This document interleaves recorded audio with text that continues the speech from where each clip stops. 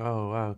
I don't know if it's about. I don't see it as sharing it. I think it's kind of trying to dissolve dissolve it. Yeah, yeah. I think because loneliness is an individual experience innately, so it's not, you can't share it, but you can cure it in the other person temporarily. But you say it's not something that's permanent, and it's not something that you can eradicate from your life totally. It's dependent on your circumstances. Yeah. And I think we see them kind of cure each other of loneliness at stages in this. Yeah. Like, but I think if we were to see their relationship go into years and years, like if we were to project that and imagine what that would be, even if they're together, I think there would be moments where they're lonely in each other's company. Yeah. So I think this film is about presenting loneliness, but also seeing how love can solve that for two people who are, or we meet them at a junction in their lives where they're both lonely and in different ways. And they recognize each other's loneliness in each other. Mm-hmm.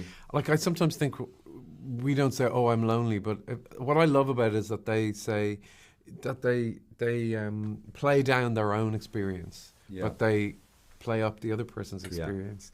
So they go, well, no. So it means that they see that in the other person, and they go. So we go, oh, well, my situation's fine. I'm grand. Because I think that's what we do for ourselves. But then we have more. Unfortunately, I think sometimes we have a bit more empathy for people that are not ourselves than we do for ourselves. I think it so happens that that's what the characters is, but just, I have no time for all that other stuff. I just have no time for this idea that there these roles and that you have to conceal that side of yourself. I think as a man, I feel really happy that I've been emancipated from that feeling that I have to go.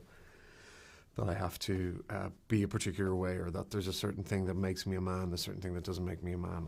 I feel like much more masculine, actually, when I am able to just be open to everything and to be tolerant of something. Actually, it's nearly when I see people that are projecting that so much, I actually think that is somebody who would crumble, and when you need them the most, actually aren't going to be able to hold you up. Hold you up, which all the best people can do. It's like just to be able to be open to all the different sides of ourselves. That's what it is.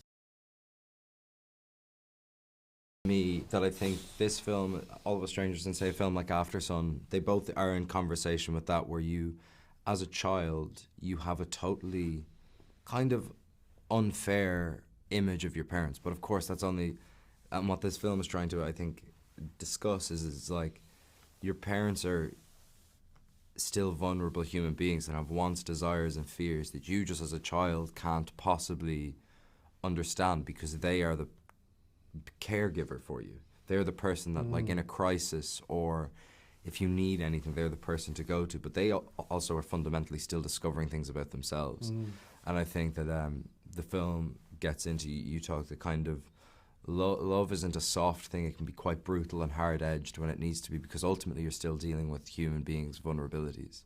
When you poke at something that your parents aren't exactly sure of, if you're asking them questions that they don't know the answer to, or in my experience, that's when you get kind of friction back. Because they want to be the person who has all the answers for you, and they simply we can will be defensive and absolutely. Totally.